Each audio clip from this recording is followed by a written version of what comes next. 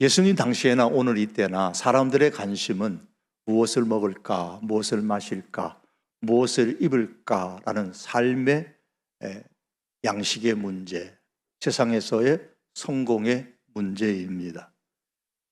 사람은 이러한 양식과 성공의 문제에 매우 바쁘게 살아갑니다. 그들을 향하여 예수님은 말씀합니다. 너희는 먼저 그의 나라와 그의 의를 구하라. 그리하면 이 모든 것을 너희에게 더하시리라. 예수님께서는 신앙의 무게추를 그의 나라와 그의 의에 두었고, 사람들은 먹고 사는 삶의 문제에 두었습니다. 이 문제는 선택의 문제가 아니고 우선순위의 문제입니다. 먼저 구하라. 그리하면 다른 것도 주시겠다고 하셨습니다. 예수님께서 오병이어 떡 5개로 물고기 2마리로 5,000명을, 남자 5,000명을 먹이고, 또 여성까지 합하면, 어린이까지 합하면 더 많은 사람들을 먹이고 12광주리를 남기는 광야의 빈들의 사건을, 기적을 일으키신 뒤에 떡을 먹은 사람들이 예수님을 환호하면서 단지 세상의 양식 문제를 해결하기 위해 예수님을 왕으로 세우려고 열광을 했습니다. 그런 마음을 아시는 예수님은 열광하는 사람들의 환호성을 뒤로 하시고 자신은 산으로 혼자 올라가시고 제자들은 어둠이 짙게 깔린 갈릴리 바다로 보내시는 광경을 오늘 본문은 우리에게 말씀합니다. 6장 16절과 17절입니다. 저물매 제자들이 바다에 내려가서 배를 타고 바다를 건너 가버나움으로 가는데 이미 어두웠고 예수는 아직 그들에게 오시지 아니하셨더니. 이 말씀을 보면 왜 예수님은 제자들과 함께 산으로 가시든지 아니면 바다로 가서 제자들과 함께 배를 타시든지 하지 아니하시고 제자들만 바다로 보내고 예수님 자신은 산으로 올라가셨을까? 왜 이렇게 따로 하셨을까라는 겁니다. 그 이유는 예수님에 대한 생각을 교정하여서 예수님에 대한 바른 믿음을 제자들이 갖도록 하기 위해서였습니다. 예수님에 대한 제자들의 생각은 언젠가는 예수님이 왕이 되실 텐데 그때 자기들에게도 이 땅에서 뭔가 좋은 일들이 있을 것이다. 그때가 되면 이 땅에서 우리가 성공하는 삶을 살 수 있을 것이다 라는 기대를 마음에 담고 있었습니다. 제자들이 이런 생각을 마음에 담고 있었기에 오병이어 사건에 대한 사람들의 반응, 즉 예수님을 왕으로 삼으려는 움직임을 보고서 제자들의 그들이 표현은 하지 않았지만 매우 심적으로 고무되어 있었을 것입니다. 기회가 점점 가까이 오고 있구나. 예수님은 자신에 대한 제자들의 이러한 생각을 고쳐주기 위해서 제자들만 어두운 시간에 바다로 내보내신 겁니다. 예수님으로부터 세상의 양식이나 세상의 성공을 얻으려고 하는 것이 무엇이 잘못되었나요? 왜 잘못되었나요? 그리스 신화의 탄탈로스 이야기를 들어보셨지요? 탄탈로스는 신들의 형벌을 받아서 물이 턱까지 차오르는 언덕에 서 있게 됩니다. 목이 말라 이렇게 물을 마시려고 고개를 숙이면 물은 순식간으로 바닥으로 사라져버리고, 배가 고파서 머리 위에 탐스러운 과일을 따려고 손을 뻗으면 바람이 가지를 멀리 치워버립니다. 그래 탄탈로스는 영원한 갈증과 굶주림의 형벌을 받게 되었습니다. 단순히 육신의 양식을 얻기 위해서, 단순히 세상의 성공을 위해 예수님을 찾고 따르는 사람은 탄탈로스와 같이 영원한 갈증과 영적인 굶주림에서 벗어날 수 없기 때문입니다. 그래서 예수님은 제자들이 그러한 인생이 되지 않기를 원하셨던 것이지요. 여러분, 예수님으로부터 단순히 육체의 양식, 세상의 성공, 세상의 복만을 기대하고 예수님을 찾는 것은 예수님 없이 어두운 바다로 나가는 것과 같습니다. 인생의 근본 문제는 세상에 그 무엇을 얻는 데 있지 않고 예수님 그분을 얻는 데 있습니다. 예수님은 이 사실을 깨닫게 해주고 싶으셨던 것이죠. 제자들에게, 그리고 오늘 우리들에게도 말입니다. 어둠은 깊어가고 제자들은 배를 탄 채 바다 위에서 열심히 노를 젓습니다. 배는 육지에서 약 한 10리, 4km쯤 순조롭게 갔습니다. 예상하지 않았던 큰 바람이 불었고 파도가 심하게 일어납니다. 오늘 18절에 보시면 큰 바람이 불어 파도가 일어나더라. 처음에 제자들 중에는 어부 출신들이 몇 명 있었기에 그들에게 갈릴리 바다는 자기 집 마당과도 같이 익숙한 곳이었기에 자신들의 능력과 경험을 살려서 충분히 그 풍랑의 문제를 해결할 수 있을 것이라고 생각했을 겁니다. 그래서 열심히 노를 젓습니다. 하지만 아무리 열심히 노를 저어도 배는 앞 나가지 않고 배에 물만 들어옵니다. 제자들은 돌변한 위기 속에서 시간이 흐를수록 힘은 소진되어 가고 더 이상 자신들의 힘으로 풍랑의 문제를 해결할 수 없음을 깨닫게 되어 얼굴은 아마도 굳어졌을 것이고 마침내 생명의 위험을 느끼며 두려움에 사로잡혔습니다. 겉으로 보면 제자들의 문제, 어둠이요, 바다요, 풍랑이요, 파도, 그리고 자신들의 능력의 부족이었습니다. 그러나 진짜 문제는 이런 것들이 아니라 예수님이 그들 가운데 그 배에 없었다라는 겁니다. 예수님의 부재가 가장 큰 문제였습니다. 우리네 인생도 그러합니다. 대학에만 들어가면, 취업만 하면 행복할 줄 알았던 젊은이들에게 예기치 못한 관계의 단절이나 정체성의 혼란이라는 풍랑이 몰아치기도 합니다. 결혼하여서 이제 안정된 가정을 꾸렸다고 생각한 그 젊은이들에게 갑작스러운 건강의 위기가 올 수도 있고 경제적인 파탄이 파도처럼 밀려옵니다. 평생 믿었던 사람들로부터 배신을 당하기도 하고 별 탈 없을 줄 알았던 자녀의 문제가 감당할 수 없는 광풍으로 몰아칩니다. 그 광풍 속에서 인생의 위기를 느끼고 두려움이 엄습해 오는 이와 같은 경험들은 우리들은 살아가면서 종종 하고 있습니다. 이를 보면 제자들의 문제와 같이 겉으로 드러난 우리들의 삶의 문제는 역시 어두움, 바다, 풍랑, 파도 혹은 나의 능력의 부족일 수 있습니다. 우리는 그렇게 생각을 합니다.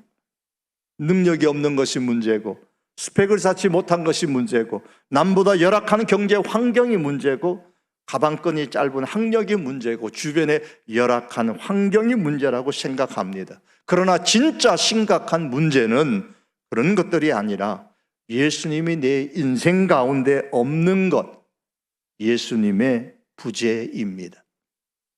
그렇다면 여러분, 삶의 무력감을 느낄 때에, 삶의 그 한계 상황에 부딪혔을 때에 우리가 가장 먼저 점검해야 하는 것은 학벌이나 스펙이나 연륜과 능력과 주변의 환경 등의 세상의 것들이 아니고 내 인생 가운데 예수님이 계신가? 내가 예수님과 함께 동행하는 삶을 살고 있는가입니다. 여러분, 어둠이 짙은 바다로 예수님 없이 제자들만 보내신 이유는 예수님과 동행하는 것이 문제 해결의 열쇠임을 깨닫게 하기 위한 것입니다. 예수님께서 우리 인생의 배에 함께 타고 계시는 것이 인생 가운데 해야 할 첫 번째 일입니다. 이것을 깨닫도록 하기 위하여 예수님께서는 제자들만 홀로 어둠이 짙은 바다로 내보내셨습니다. 풍랑으로 인해 힘겹게 노를 젓는 제자들을 보시고 예수님은 그들에게 다시 찾아오셨습니다. 본문 요한복음과 병행 사건인 마태복음 6장 48절에 이런 말씀이 있습니다. 마가복음, 바람이 거스름으로 제자들이 힘겹게 노 젓는 것을 보시고 밤 사경쯤에 바다 위로 걸어서 그들에게 오사 지나가려고 하시매. 이 말씀에서 우리가 생각해야 할 내용이 두어 가지 있습니다. 먼저는 예수님께서 제자들이 힘겹게 노젓는 것을 보시고 그들에게 오셨다라는 사실입니다. 예수님께서 무태서 제자들이 기도하는 모습을 보고 오신 것이 아니고 그들이 힘겹게 노젓는 모습을 지켜보고 계시다가 그들에게 오셨습니다. 여러분, 예수님께서는 우리를 찾아오셔서 우리의 마음 문을 두드리시는 분이십니다. 성경은 요한계시록 3장에서 말씀합니다. 볼지어다 내가 문 밖에 서서 두드리노니 누구든지 내 음성을 듣고 문을 열면 내가 그에게로 들어가 그와 더불어 먹고 그는 나와 더불어 먹으리라. 그런데 예수님은 찾아오시는데 우리가 예배당에서 이렇게 기도하고 찬양하고 예배 드릴 때뿐만이 아니라 우리의 일상과 생업의 현장에 친히 찾아오셔서 우리 인생의 문을 두드리십니다. 또한 예수님은 우리가 고요한 중에 예수님은 묵상할 때뿐만 아니라 우리가 힘겨워하는 고난과 두려움의 폭풍 속으로 찾아오셔서 우리의 마음의 문을 두드리십니다. 제자들이 자신들의 경험과 능력으로는 도저히 불어닥치는 광풍과 파도를 헤쳐나갈 수 없다는 자신의 한계성을 철저하게 깨닫고 있는 그 시간에 예수님께서 그들 곁으로 오셨습니다. 그렇다면 이를 볼 때에 내 경험과 능력으로는 도저히 파도를 헤쳐나갈 수 없다는 철저한 나의 무능과 나의 그 부족함을 깨닫는 그 시간, 그 순간은 오히려 은혜의 시간입니다. 왜냐하면 나의 힘이 끝나는 바로 그곳에 예수님께서 찾아오셔서 내 인생의 문을 두드리시기 때문입니다. 또한 마가복음서 6장 48절에서 우리가 생각해야 할 또 다른 한 가지는 예수님께서 힘겹게 고난을 겪는 이 제자들을 보시고 찾아오실 때에 어떻게 찾아오셨느냐는 겁니다. 성경은 말씀하기를 밤 4경쯤에 바다 위로 걸어서 오셨다고 했습니다. 밤 4경이면 해가 뜨기 전 가장 어두운 밤 시간을 의미합니다. 가장 어두움이 짙게 깔린 밤에 바다 위로 걸어오셨습니다. 본문 말씀이 요한복음 6장 19절에서도 예수님께서 바다 위로 걸어 배에 가까이 오심을 보고 두려워했다고 했습니다. 여러분, 왜 예수님께서 배를 타고 오시지 않고 바다 위로 걸어서 오셨을까요? 하필이면 배가 없어서 그랬을까요? 자신의 초능력을 보여주시기 위해서였을까요? 아닙니다. 제자들은 모두 유대인들입니다. 따라서 그들은 구약 성경을 믿는 사람들이에요. 구약 성경에 보면 바다를 밟는 분은 오직 하나님 한 분뿐이십니다. 예컨대 욥기서 9장 8절은 하나님에 대하여 그가 홀로 하늘을 펴시며 바다 물결을 밟으시며 라고 했습니다. 따라서 물 위로 걸어오시는 분, 물결을 밟으시며 오시는 분, 그러면 당연히 유대인들은 그런 분은 오직 하나님 한 분밖에 없다고 생각했습니다. 그러므로 예수님께서는 바다 위로 걸어오심으로써 지금 자신이 하나님이다라는 사실을 제자들에게 말씀하시는 겁니다. 예수님으로부터 세상의 양식이나 성공을 기대하는 제자들의 마음을 교정하여서 예수님은 하나님이시다라는 사실을 믿게 하기 위해서 물 위로 걸어오신 겁니다. 또한 마가복음 6장 48절 하반절에 보면 예수님께서 그들에게 오사 지나가려고 하셨다고 했습니다. 지나가려 하셨다는 표현은 전형적인 구약적인 표현입니다. 배가 있는데 그 곁을 그냥 지나가려고 하셨다 그런 의미가 아닙니다. 이 표현은 하나님의 현현, 다시 말해서 하나님께서 사람에게 자신을 나타내실 때의 모습을 구약에서는 지나가신다라고 표현을 했습니다. 예컨대 출애굽기 33장 22절에 보면 하나님의 현현을 표현할 때에 내 영광이 지나갈 때에 내가 너를 반석 틈에 두고 내가 지나도록 내 손으로 너를 덮었다가 라는 말씀이 있습니다.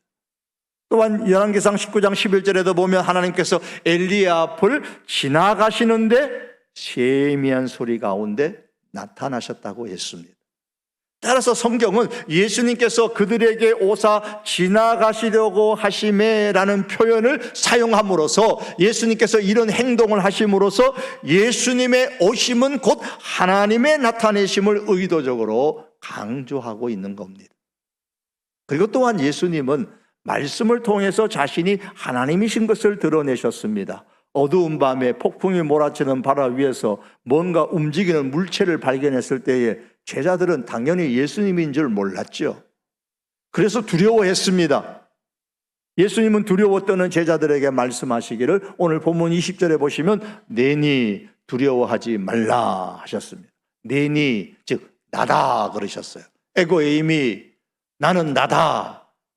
이 표현은 출애굽기 3장에 보면 모세가 미디안 광야에서 가축을 치고 있을 때에 모세에게 임하신 하나님께서 자신을 소개하시면서 하셨던 말씀이에요. 나는 나다. 나는 스스로 있는 자니라.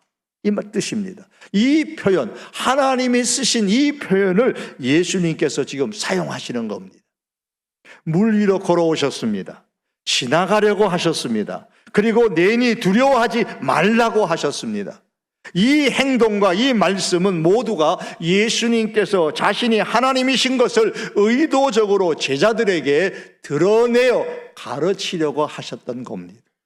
이를 통해 예수님은 제자들이 예수님으로부터 세상적인 성공을 기대할 것이 아니라 그게 우선이 아니라 예수님 자신을 마음에 영접하여 믿기를 원하셨습니다. 여러분, 우리 성도는 세상 가운데서 삽니다. 따라서 매일매일 먹는 육의 양식이 중요합니다. 예수님께서도 그 사실을 아시기에 일용할 양식을 달라고 기도하라고 하셨고 이 문제는 선택의 문제가 아니라 우선순위의 문제인 것을 마태복음에서 말씀하셨습니다. 그러나 예수님을 육의 양식을 주시는 분으로 생각하기 이전에 우리는 예수님을 마음에 영접하여 믿고 예수님께서 우리 삶에 임재하셔서 우리와 동행하시는 것에 더 초점을 맞추고 여기에 더 신앙의 무게를 두고 우리가 살아가야 합니다. 육의 양식, 세상의 성공보다 더 중요한 것은 예수님께서 우리의 삶에 임재하시는 것입니다. 왜 그럴까요?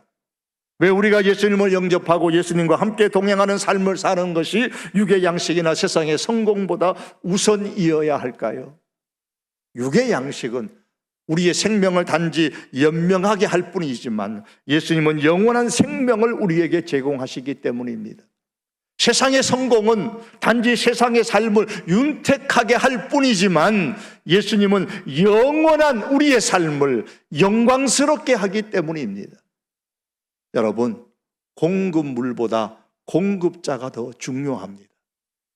육의 양식과 세상의 성공에만 집중하면 양식과 세상의 성공이 사라질 때에 절망하지만 공급자가 되시는 예수님을 붙들면 양식이나 성공을 혹 잃어버린다고 할지라도 우리는 소망을 가지고 살 수 있습니다. 그래서 예수님은 먼저 그의 나라와 그의 의를 구하라고 하셨습니다. 요즘에 제가 텔레비전에서 종종 보는 프로그램이 있습니다. 이제 만나러 갑니다. 이만가 프로그램. 그리고 하나는 모란봉 클럽. 이건 재방송 프로그램입니다. 제가 종종 봅니다. 모두 공통점은 뭐죠? 탈북자 이야기입니다. 한 번은 DMZ를 넘어서 탈북한 두 사람의 북한 병사의 이야기를 이만가 프로그램에서도 했고 또 모란봉 클럽에서도 각각 한 것을 봤습니다. 물론 기순 병사는 각각 다른 사람입니다. 이들이 남한의 기순하에서 가장 먼저 기대했던 것이 뭘까요? 물어보니까 첫 대답이 실컷 먹는 거래요. 굶주렸잖아요. 그래서 탈북한 뒤에 남한 초소에서 대기하는 동안 언제나 먹을 것을 잔뜩 갖다 줄까 하며 기대하며 기다리는데, 한 기순병사는 처음에 물밖에 안 주더라는 거예요. 또 한 기순병사는 죽밖에 안 주더라는 거예요. 탈북한 병사들이 너무 오래 굶었기 때문에 갑자기 기름진 음식을 주면 탈이 나기 때문에 처음에는 물이나 죽을 주는 것이 이 첫 매뉴얼이라고 합니다. 하지만 이 탈북 병사들은 그 사실을 처음에 몰랐기 때문에 속았구나, 그 물을 보고 죽을 보면서 속았구나라는 생각을 했답니다. 남한에서도 북한처럼 먹을 것이 없어가지고 겨우 물 주고, 우리도 북한에서도 먹을 것이 없어서 물 줬는데 여기서도 물밖에 안 주는구나, 죽밖에 안 주는구나, 그렇게 생각했다는 거예요. 여러분, 대한민국 군인이 주는 물이나 죽이 중요합니까? 대한민국의 기순한 사실이 중요한 겁니까? 물이나 죽, 아니 산의 진미, 밥상을 차려준다고 해도 그것은 잠시일 뿐입니다. 또다시 배가 고프게 됩니다.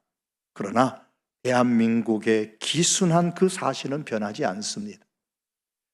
자유민주주의 국가에 속하게 된 그 사실이 탈북 병사에게 진정한 자유를 주고 그들의 인생 자체를 변화시켜 줍니다. 신앙생활도 마찬가지입니다. 예수님으로부터 육의 양식, 세상의 양식을 얻는 것은 귀한 일이지만은 근본책은 해결책이 아닙니다. 예수님께 기순하는 것이 근본적인 해결책입니다. 그러므로 여러분, 우리는 육의 양식, 그것이 돈이든 그것이 건강이든 그것이 세상의 어떤 성공이든 육의 양식을 구하기 이전에 주님이 내 삶에 오시옵소서 라고 우리의 마음의 문을 활짝 열고 주님을 먼저 구하고 주님을 영접하고 주님을 받아들일 수 있기를 바랍니다. 예수님께서 제자들을 찾아오셨을 때에 제자들이 어떻게 반응을 했습니까? 오늘 21절의 말씀입니다. 이에 기뻐서 배로 영접하니 배는 곧 그들이 가려던 땅에 이르렀더라. 제자들은 기쁨으로 예수님을 영접했습니다. 이제 예수님과 동행하게 되어졌습니다. 그 배에 예수님이 함께 타셨습니다. 그때부터 마가복음 6장 51절에 보면 광풍은 그쳤고 파도는 잔잔해지고 배는 마침내 그들이 가려던 땅에, 그들이 가려던 가버나움에, 그들이 가려던 소원의 항구에 도착했습니다. 그곳은 바로 예수님께서 처음에 지시하여 가라고 하셨던 땅이었습니다.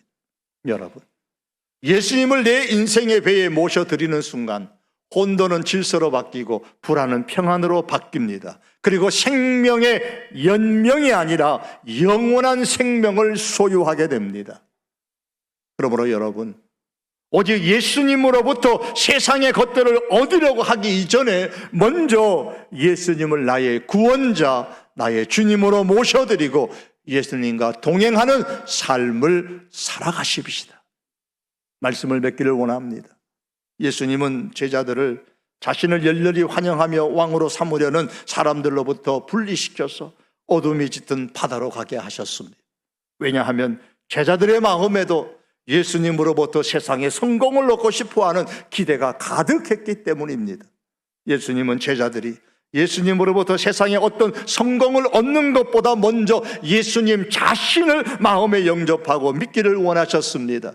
왜 그러셨습니까? 아니, 오늘날 왜 우리가 예수님으로부터 세상의 양식이나 성공을 먼저 기대하지 말고 예수님 그분 자신을 마음에 영접하고 내 인생의 배에 모셔야 합니까? 그 이유는 먼저 공급물보다 공급자가 더 중요하기 때문입니다.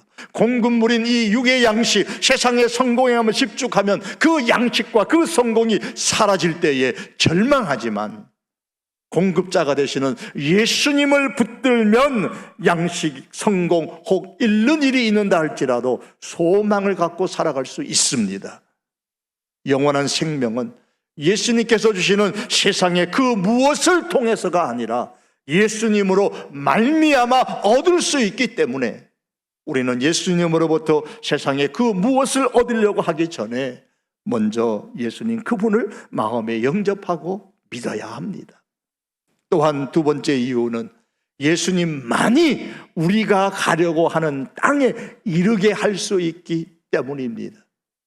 비록 예수님께서 가버나움으로 가라고 처음에 지시하셨지만 제자들은 풍랑을 헤치고 세상의 것으로 열심히 노를 저어서, 그리고 그들의 힘으로, 그들의 노력, 그들의 경력, 그들의 경험, 그들의 스펙으로 열심히 애썼으나 가버나움에 도착할 수 없었습니다.